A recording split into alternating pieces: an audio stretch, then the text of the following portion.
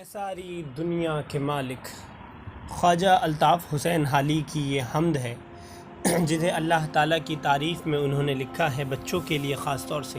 خواجہ الطاف حسین حالی بہت ہی مشہور شاعر اور 20ویں صدی کے ایک عظیم یا 19ویں صدی کے آخر اور 20ویں صدی کے ابتدا کے عظیم شاعر شمار کیے جاتے ہیں۔ کبھی فرصت سے ان کے بارے میں ہم انشاءاللہ پڑھیں گے۔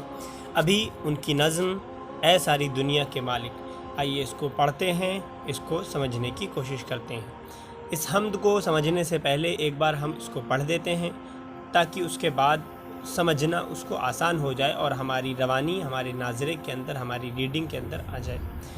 اے دین اور دنیا کے مالک، راجا اور پرجا کے مالک، بے پر اور پردار کے مالک، اے سارے سنسار کے مالک، پورب پچھم دکھن اتر، بخشش تیری عام ہے گھر گھر، بھیڑ اور بکری شیر اور چیتے، تیرے جلائے سب ہیں جیتے، خاک سے تو نے بیج اگائے پھر پودے پروان چڑھائے، ہیرا بخشا کان کو تو نے، مشک دیا حیوان کو تو نے، جگنو کو بجلی کی چمک دی، ذرے کو کندن کی دمک دی، عام سب پر تیری رحمت ہے محروم مگر بدقسمت۔ خواجہ الطاف حسین حالی۔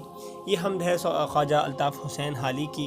اب آئیے اس کو شعر بہ شعر اس کو سمجھنے کی کوشش کرتے ہیں اور اس کے اندر اگر کوئی مشکل ورڈ ہے یا کچھ مشکل عبارت ہے تو اس کو سمجھنے کی، اس کو حل کرنے کی کوشش کرتے ہیں۔ سب سے پہلے کہہ رہے ہیں شاعر، اے دین اور دنیا کے مالک، ٹھیک ہے۔ دین یعنی آخرت اور دنیا مطلب اس دنیا، یعنی دنیا اور آخرت دونوں کا مالک اللہ تعالیٰ ہی ہے، ٹھیک ہے۔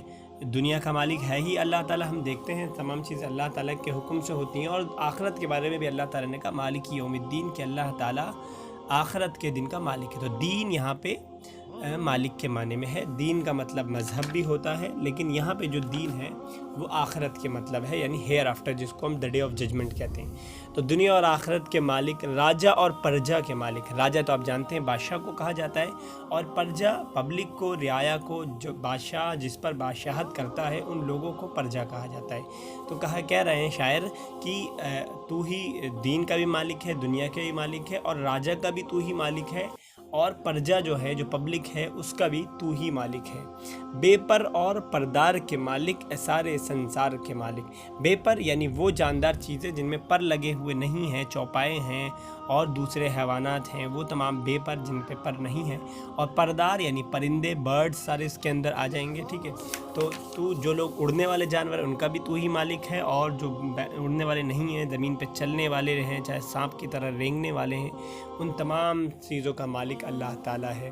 اے سارے سنسار کے مالک۔ سنسار آپ جانتے ہیں ہندی میں استعمال ہوتا ہے، سنسار کا مطلب دنیا کا ہوتا ہے، ورلڈ کا ہوتا ہے۔ تو اے دنیا کے مالک، اے سنسار کے مالک۔ مالک یعنی اونر، جس کی ملکیت میں ساری چیزیں ہوں۔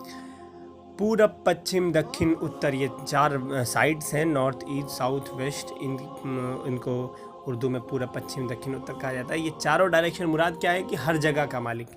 بخشش تیری عام ہے گھر گھر، یعنی پورب میں، پچھم میں، دکھن میں، اتر میں، یعنی نارتھ میں، ساؤتھ میں، ایسٹ میں، ویسٹ میں، ہر جگہ جو ہے تیری بخشش، مطلب بخشش کسے کہتے ہیں؟ ریوارڈ کو کہتے ہیں، انعام کو کہتے ہیں، مہربانی کو کہتے ہیں۔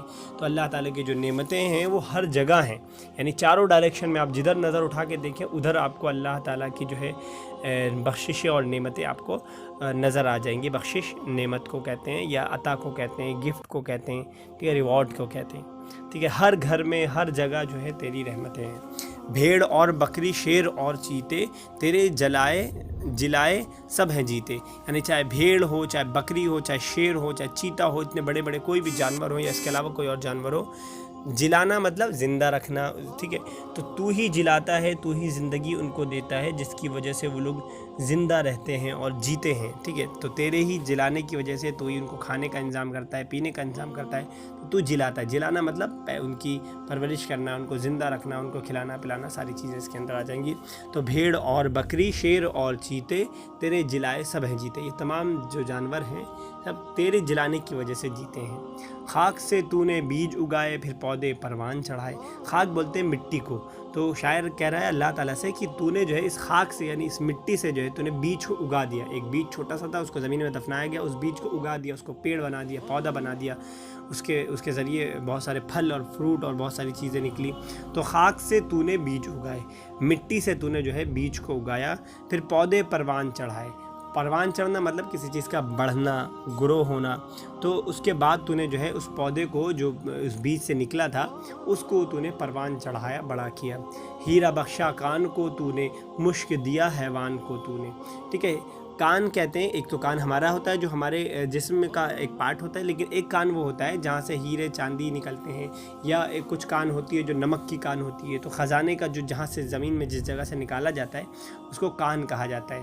تو ہیرا بخشا کان کو تو نے, کان کہیں پیڑ پہ نہیں اگتا ہے بلکہ کسی کان میں زمین کے کسی حصے میں ہوتا ہے, تو کان اس کو کان کہا جاتا ہے. تو کان میں جو ہیرا بخشا ہے, رکھا ہے, وہ کس نے رکھا ہے؟ وہ تو نے رکھا ہے, یعنی اللہ تعالیٰ کو کہہ رہے ہیں کہ تو نے ہی اس کے اندر ہیرے کو رکھا ہے. مشک دیا حیوان کو تو نے, مشک کسے کہا جاتا ہے؟ خوشبو ایک قسم کی ہوتی ہے. مشک کستوری جس کو ہم اردو میں کہتے ہیں, اردو کستوری بھی کہتے ہیں, اور مسک ہی انگلش میں مسک یوز ہوتا ہے اور اردو میں مشک بھی کہتے ہیں. بہت خوبصورت خوشبو ہوتی ہے اور یہ ہرن کے اندر سے نکلتی ہے یہ, ٹھیک ہے, ہرن کے اندر سے نکلتی ہے. تو حیوان کہتے ہیں جانور کو. تو ایک جانور کو یہ مشک جیسی خوبصورت چیز تو نے عطا کی, وہاں سے اس کو نکالا جاتا ہے مشک کو.